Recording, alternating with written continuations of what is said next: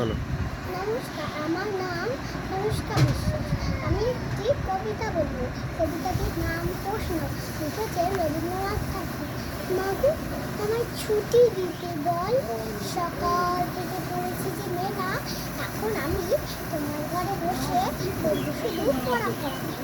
তুমি বলছো বিকেল, দুপুর এখন সবে না হয় যেন সত্যি তাই। একদিনও কি দুপুরবেলা হলে বিকেল হলো মনে করতে নাই? আমি তো বেশ ভাবতে পারি মনে।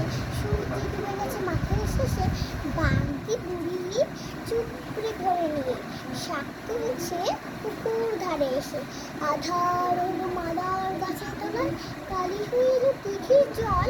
হাটের থেকে সবাই এলো ফিরে, মাঠ থেকে এলো চাষি দল। সন্ধ্যা হলো যেন